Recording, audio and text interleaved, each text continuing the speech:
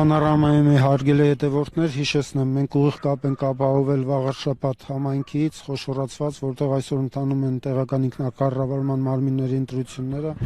Այս պահին մենք զրուցենք ընտրություններում գրանցված 6 դիտորդական խմբերից Հայաքվե քաղաքացիական նախաձեռնության դիտորդական խմբի անդամ Ատոմ Մխիթարյանի հետ։ Պարոն Մխիթարյան, ժամը 14:00-ի դրությամբ ինչ պատկեր ունենք, ինչ ահազանգեր ունենք, ինչ արդյունքներ ունենք։ Շնորհակալություն նախ այս հնարավորության համար, որովհետև լրատվամիջոցները ըստ էության դիտորդական առաքելություն իրականացնող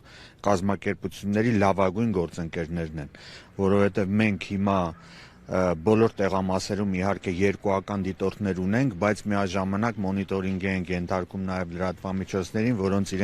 որոնք իրենց օգնությամբ իսկապես նպաստում են ժողովրդավարության մակարդակի բարձրացմանը Հայաստանում եւ ընդհանրապես դիտորդական առաքելությունների իրենց հենց առաքելություն որպես լավագույնս դրսևորելու ուղղությամբ։ Հիմա ժամը 2-ի դրությամբ մենք ունենք հետևյալ պատկերը մասնակցության առումով, թվերը դեռևս կենտրոնական ընտրական հանձնաժողովը չի հրապարակել, բայց մենք դիտորդներից հենց նոր հավաքեցինք եւ դա տոկոսային հարաբերակցությամբ մոտավորապես 22-23% շրջանակներում է։ Սա նշանակում է, որ մասնակցության, որովհետեւ ուղիղ կեսը ըստ էության արդեն անցավ ժամանակի։ Մասնակցության առումով շատ բարձր չի, բայց միաժամանակ կարելի է ասել, որ շատ ցածր էլ չի, որովհետև սովորաբար տեղական ինքնակառավարման մարմինների ընտրությունների ժամանակ ավելի ցածր է լինում մասնակցությունը, համապետական ընտրությունների ժամանակ ավելի բարձր է լինում, մենք ունենք մոտավորապես միջին ցուցանիշ եւ եթե այս նույն տեմպերը շարունակվեն, մասնակցությունը կլինի 50%-ի կարգի, իմ կարծիքով։ Ուրեմն մյուս բանը, որ կուզենայի հատկապես ասել, դա այն է, որը վերաբերում է դիտորդական առաքելություններին, փաստորեն բոլոր դիտորդները միասին 19 բնակավայրերում, որոնք ընդգրկում է Վաղարշապատ խոշորացված համայնքը, 19 բնակավայրերում տեղակայված են 200-ից մի քիչ ավել դիտորդներ, որոնց կեսից շատը տրամադրել է Հայաքվե դիտորդական առաքելությունը։ Ինչի համար եմ սա ուզում հատկապես շեշտել, որովհետև մենք ունենք հատուկ մեթոդաբանություն եւ դիտորդներին պատրաստում ենք շատ առաջ, քան թե ընտրություններն են։ Եվ սա շատ կարեւոր է, որովհետեւ շատ դիտորդներ ըստ էության երբեմն ուրեմն իրենց դիտորդական առաքելությունը իրականացնելիս չիմանալով օրենսդրությունը, չիմանալով իրենց պարտականությունները եւ իրենց իրավունքները, խոչընդոտում, երբեմն նույնիսկ խանգարում են ընտրական հանձնաժողովների գործընթացներին։ Դրան խառնվում են, օրինակ այդպիսի դեպքեր այսօր ունեցանք, դրա համար եմ ասում։ Դրան խառնվում են կողմնակալ արդեն վստահված անձինք, որոնք գիտեք կողմնակալ են ըստ սահմանման, իրենք պետք է հենց կողմնակալ լինեն։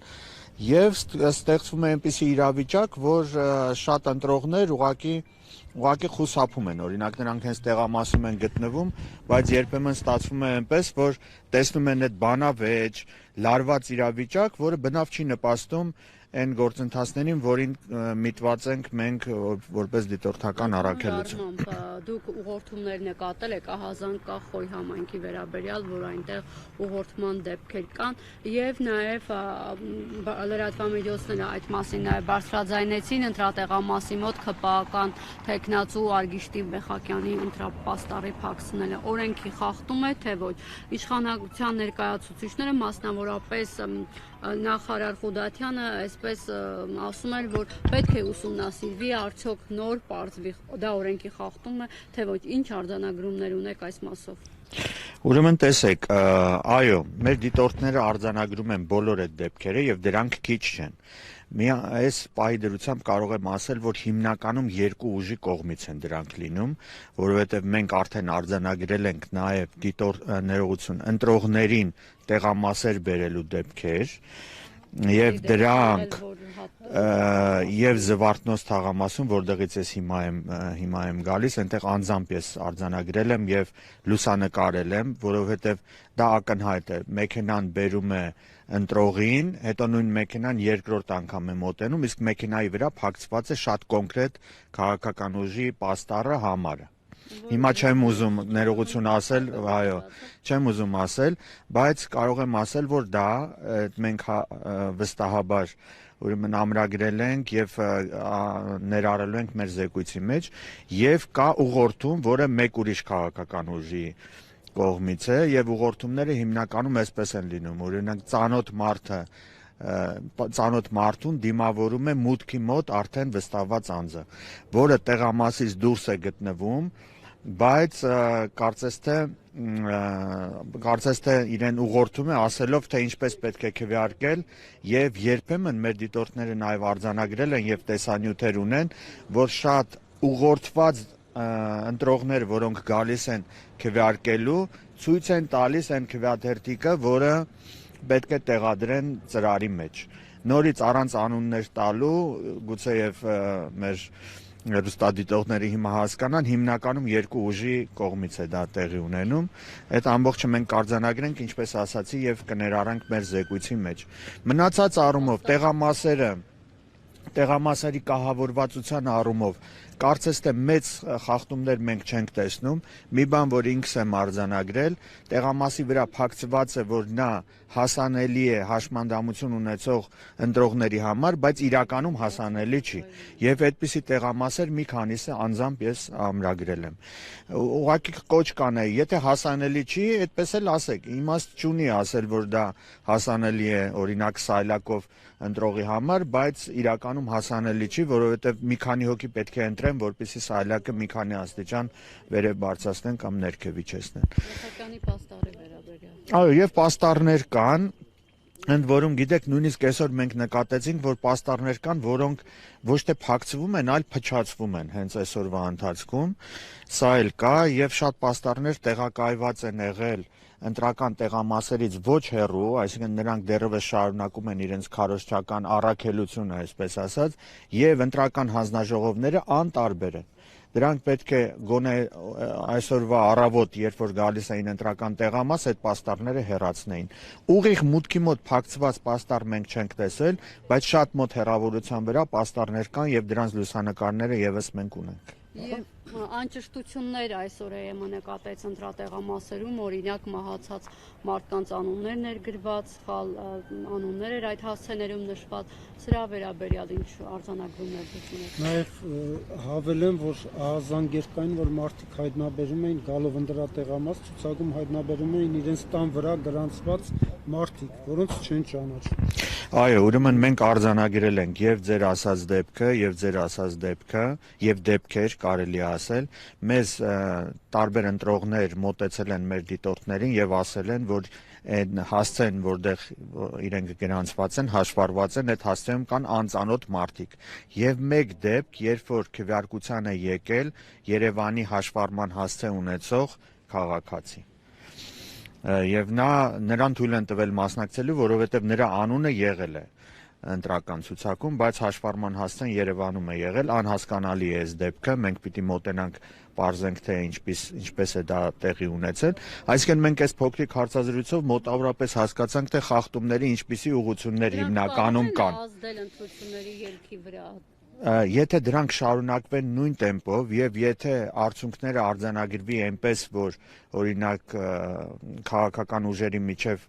ձայները բաշխվեն այնպես, որ շատ քիչ տարբերություն լինի, օրինակ մինչև 1000, մենք ամենայն հավանականությամբ կբողոքարկենք, որովհետև մենք գտնում ենք, որ այո, այդ խախտումները մոտավորապես 1000-ի սահմաններում, 1000 ձայնի սահմաններում կարող են լինել եւ դա կարող է իսկապես ազդել արդյունքների վրա։ Բայց եկեք չշտապենք, տեսնենք, թե ինչպես է ընթանալու քվեարկության օրվա երկրորդ կեսը